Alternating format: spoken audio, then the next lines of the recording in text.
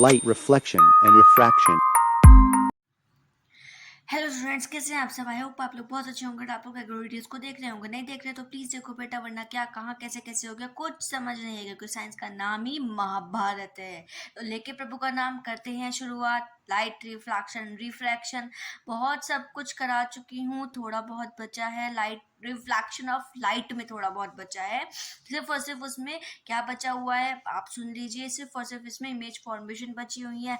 आज हम करने वाले हैं उसके रूल्स की। हम इमेज को फॉर्म करेंगे तो हम उसको उसके थोड़े बहुत हर एक चीज़ को करने के लिए उसके रूल्स सीखने पड़ते हैं ना, तो इसी वजह से हम आज इसको करने के लिए क्या करने के लिए इमेज फॉर्मेशन करने के लिए कुछ रूल्स सीखने वाले हैं। उससे पहले हम पूरा चैप्टर एक बार रिवाइज कर लेते हैं कि हमने क्या क्या पढ़ लिया। तो राइट रिफ्लेक्शन एंड रिफ्रैक्शन हमने क्या पढ़ लिया? हमने इंट्रोडक्शन पढ़ लिया, लाइट क्या होता है, कैसे कैसे होता है। हमने luminous and non luminous objects देख लिए। हम लोगों ने थ्योरीज पढ़ ली हैं सारी की सारी, क्वांटम थ्योरी के साथ साथ टोटल थ्योरी पढ़ ली। हमने ये देख लिया कि रे ऑफ लाइट क्या होता है, बीम ऑफ लाइट क्या होता है, रिफ्लेक्शन कैसे होता है, रिफ्लेक्शन की डेफिनेशन देख ली। हम लोगों ने उस रिफ्लेक्शन की बहुत अच्छे से करके डेफिनेशन देख ली हम लोगों ने। उसके बाद प्लेन मिरर देख लिया क्या होता है, प्लेन मिरर में कुछ टर्मिनोलॉजीज थी वो देख ली। उसके बाद में ये सारी की सारी इसकी terminology, angle of incidence, normal, refracted ray, angle of reflection, laws देख लिए, laws of reflection of light देख ली। उसके बाद में फर्स्ट लॉ सेकंड लॉ क्या क्या था ये सब देख लिया। उसके बाद में कुछ इंपॉर्टेंट रिफ्लेक्शन से कुछ टॉपिक्स थे, जैसे कि रेगुलर रिफ्लेक्शन क्या होता है, डिफ्यूजन रिफ्लेक्शन क्या होता है, ऑब्जेक्ट्स क्या ये थोड़ा दो डायग्राम थे इसमें रेगुलर एंड डिफ्यूज के। उसके बाद में डिफ्यूज रिफ्लेक्शन कुछ था यहाँ पर लिखा हुआ कि वो रफनेस होती है, इस वजह से वो लॉज ऑफ रिफ्लेक्शन को सेटिस्फाई नहीं करता है। ऑब्जेक्ट्स कैसा होना चाहिए, इमेज कैसी बनती है, रियल बनती है, वर्चुअल बनती है। उसके बाद में हम लोगों ने formation of image in a parallel mirror देख लिया कि कैसे बनेगा प्लेन मिरर में। उसके बाद में हमने केस देख लिया, case number 1, case number 2, lateral inversion, ये वाला नहीं है, मैं आपको पहले ही बता चुकी हूँ। हमने उसकी करेक्टरिस्टिक्स देख ली, क्या क्या प्रॉपर्टीज़ होती है अगर इमेज बनेगी प्लेन मिरर से। तो हम लोगों ने यूजेस देख लिए, कहाँ कहाँ पर यूज़ कर सकते हो, स्फेरिकल मिरर्स क्या होते हैं, किस टाइप्स के होते हैं। हमने इन लोगों से रिलेटेड, इन लोगों से कह रही हूँ मैं, स्पेरिकल मिरर से रिलेटेड कुछ टर्मिनोलॉजीज होती हैं वो देख ली। Pole, centre of curvature, radius of curvature, principal axis, principal focus, concave में कैसे बनेगा, कॉनकेव को और क्या बोला जाता है, कन्वर्जिंग मिरर, कॉन्वेक्स में कैसे बनेगा, क्या बोला जाता है, डाइवर्जिंग मिरर। उसके बाद में relation between the focal length and the radius of curvature, ये दोनों चीज़ें हमने यहाँ पर क्लियर कर लिया। सॉरी गाइस, मैं कल आप लोग को बताने से मेरे को ध्यान नहीं रहा, पता नहीं मैं कैसे बोल गई। देखो, ऑल्टरनेट एंगल्स का जो सम होता है वो कितना, वो ऐड हो जाता है। ऑल्टरनेट एंगल्स का जो ऑल्टरनेट एंगल्स जो होते हैं उनका सम कर दिया जाता है, तो वो सम उस इस एंगल के इक्वल आएगा। तो इस वजह से यहाँ पे 2 थीटा आया है, इसको करेक्ट कर लेना। वहाँ पर मैंने बोल दिया था ना कि इसका हाफ करके वो वाला सीन नहीं है।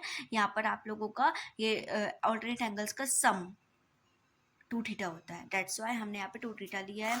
मैंने इसको पूरा का पूरा एक्सप्लेन कर दिया था, बहुत अच्छे से कर दिया था। आई थिंक आप लोगों को अब समझ आ चुका होगा। मतलब अब हम बिल्कुल तैयार हैं, अब हम बिल्कुल लड़ने के लिए। अब हम जंग में, मतलब ये समझ लो जंग चल रही थी अभी तक, मतलब शुरुआत थी, अभी महाभारत का शुरुआत हुई है और हम अब जंग के बीच में पहुंच चुके हैं। अब हम लड़ने के लिए बिल्कुल तैयार है, या फिर हम जीतने ही वाले हैं। बस सब कुछ पढ़ लिया, अब एक चीज़ और जीतनी है, उससे हर एक चीज़ हो जाएगी। अब कोई टेंशन नहीं, कोई दिक्कत नहीं। क्या पढ़ना है, इमेज कैसे फॉर्म होती है, स्फेरिकल मिरर की फॉर्मेशन कैसे होगा, क्या होगा, कैसे होगा, क्या क्यों होगा। हमें इसमें सबसे पहले रूल्स पढ़ने पड़ेंगे, क्योंकि हर एक चीज़ के रूल्स ही होते हैं सबसे पहले, इस वजह से हमें रूल करने पड़ेंगे।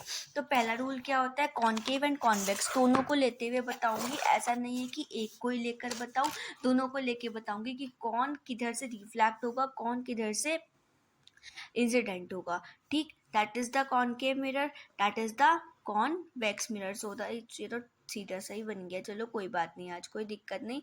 मैंने तो इससे बनाया, आप मम्मी की चूड़ी लेकर बना सकते हो एंड स्केल का यूज़ कर सकते हो, बिकॉज मेरे हाथ में एक हाथ में फ़ोन रहता है, that's why.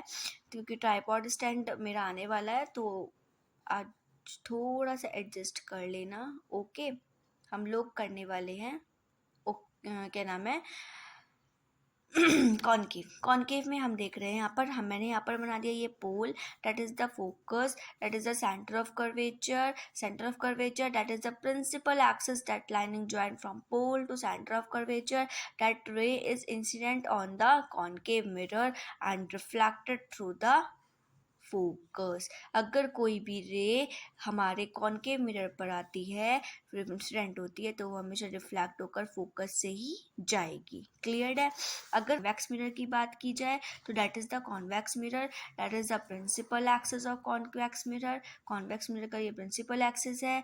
Prince convex mirror का जो फोकस होगा वो उसके पीछे, शाइनिंग वाली सरफेस के पीछे होगा, और ये सेंटर ऑफ कर्वेचर होगा। अगर कोई रे आती है तो वो ऊपर की साइड को रिफ्लेक्ट हो जाती है, एंड वो पीछे साइड को हम उसका डाइवर्जिंग करके एक इमेजनरी लाइन बना लेते हैं, तो इमेज हमें ब्लर मिलेगी। कैसी मिलेगी? मिरर के पीछे मिलेगी। क्लियर है बात। ये तो था कि अगर कोई भी रे आती है तो वो हमेशा फोकस से ही हो जाएगी, चाहे कुछ भी हो जाए। ठीक, फर्स्ट रूल। सेकंड रूल क्या होता है कि that is the concave mirror, that is the convex mirror। convex, कौन है तो concave, कौन है तो convex। concave, cave मतलब कि क्या है? वो है उसके अंदर कुआं। वेव मतलब कुआं, समझ रहे हो ना। अगर ये बोलता है अगर कोई रे, सेकंड रूल बोलता है अगर कोई रे फोकस से होकर निकलती है, फोकस और ये का है, फोकस से होकर निकलती है तो वो प्रिंसिपल एक्सिस के पैरेलल हो जाती है। क्या हो जाती है? प्रिंसिपल एक्सिस के पैरेलल हो जाती है, एंगल बनाते हुए। अगर कोई रे फोकस से आती है तो वो प्रिंसिपल एक्सिस पैरेलल हो जाती है। क्लियर। इस वाले में भी यही सीन होगा। अगर कोई रे, ये ऊपर वाली साइड हम बना सकते हैं, अगर कोई रे इंसिडेंट होती है, सॉरी, अगर कोई रे यहाँ पर पास आएगी फोकस पर, तो ये फोकस पर आई, फोकस पर आई, तो ये यहाँ तक तो ये मिरर था, तो यहाँ से ये रिफ्लेक्ट हो जाएगी प्लेन प्रिंसिपल एक्सिस के अलोंग पैरेलल हो जाएगी। ठीक, क्लियर है बात, समझ आया? प्रॉब्लम हो तो बता देना। फर्स्ट केस, अगर कोई रे इंसिडेंट होती है तो वो हमेशा फोकस से जाती है, चाहे वो कॉनकेव हो चाहे वो कॉन्वेक्स हो। ठीक, अगर कोई रे फोकस से आएगी तो वो पैरेलल हो जाएगी कॉन्वेकेव एंड कॉन्वेक्स में भी। थर्ड रूल क्या कहता है? थर्ड रूल ये कहता है किसी भी मिरर के लिए हो, चाहे वो कॉनकेव हो चाहे वो कॉन्वेक्स हो, किसी भी मिरर का अगर हमारे पास कोई रे सेंटर ऑफ कर्वेचर से उस पॉइंट पर पड़ता है, किस पर? कॉनकेव मिरर पे पड़ता है, तो वो उसी डायरेक्शन में, उसी सेंटर ऑफ कर्वेचर से वापस चला जाएगा। ऐसे ही हमारे पास कॉन्वेकेव में भी होगा। अगर कोई रे सेंटर ऑफ कर्वेचर से आएगी, सेंटर ऑफ कर्वेचर से आती है, तो सेंटर ऑफ कर्वेचर से ही वापस चली जाती है। टेस्ट कौन सा होगा? ये वाला आपका थर्ड रूल। फोर्थ रूल क्या कहता है कि अगर कोई हमारे पास, मेरे पास ये कॉनकेव मिरर है, अगर कोई रे प्रिंसिपल एक्सिस के बिल्कुल एट द पोल पर आता है तो वो रिफ्लेक्ट होकर वही सेम एंगल बनाएगा, जो एंगल इंसिडेंट एंगल बनाता है वही सेम बनाएगा। ये किस में हो सकता है? ऑब्लिक्यू, रिफ्लेक्टेड ऑब्लिक्यूली मतलब कि एक्यूट एंगल बनाते हुए ये केस हमारे पास आता है। यही सेम आएगा किस में? सेम कंडीशन किस में आएगी आपकी बेटा? कॉन्वेक्स पे भी यही आएगी। That is the cases. Focus ये है, सेंटर ऑफ कर्वेचर ये है, लेकिन हम इसको पीछे को साइड बढ़ा सकते हैं अगर हमें मीटन अप कराना हो किसी और रिएक्शन से। वो मीटन अप कैसे होगा वो मैं आपको अभी तो नहीं, कल सिखाऊंगी। ओके, तो फर्स्ट रूल हम एक बार देख लेते, हमने सही भी पढ़ा है या नहीं पढ़ा है। ठीक, रूल नंबर फर्स्ट, अगर कोई रे, when a ray of light is incident on the mirror parallel to the principal axis, it passes to the principal focus in concave or in convex, in both the cases, that is the concave, that is the convex। clear। दूसरा क्या था? A ray of light which passes through the principal focus, अगर कोई रे principal focus से आती है spherical mirror पर, तो after reflection is reflected to parallel to the principal axis, तो वो रिफ्लेक्शन के बाद पैरेलल हो जाएगी प्रिंसिपल एक्सिस से।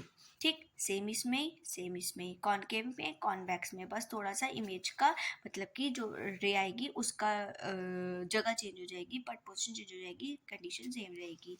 नेक्स्ट आपके पास क्या है, a ray of light which passes through centre of curvature. अगर कोई रे सेंटर ऑफ कर्वेचर से किसी स्फेरिकल मिरर पर आती है तो किसी मिरर पर आती है तो रिफ्लेक्शन के बाद वो उसी सेम पाथ से वापस चली जाएगी लाइक एज दैट। कैसे? ऐसे सेंटर ऑफ कर्वेचर से आई वापस चली गई, सेंटर ऑफ कर्वेचर से आई वापस चली गई।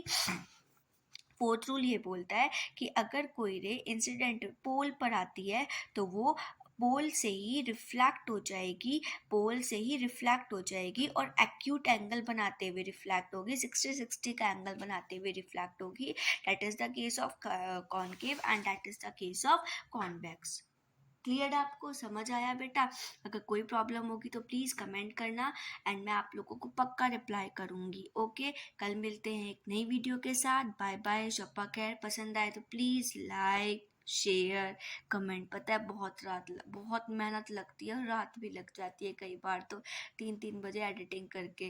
भाई बहुत मेहनत लगती है। प्लीज़ एक लाइक ठुक जाया करो यार और एक सब्सक्राइब वाले बटन पे प्रेस कर जाया करो, कुछ नहीं जाता, दिल पे पत्थर लग के कर जाया करो, कोई दिक्कत नहीं आती। Okay, bye bye. कल मिलेंगे, इमेज कैसे फॉर्मेशन होती है कॉनकेव एंड कॉन्वेक्स मिरर से, उसके लिए डायग्राम्स देखेंगे जैसे हमने आज रूल्स पढ़े वैसे ही बहुत इजी मेथड में आ जाएंगे। Bye bye bye bye.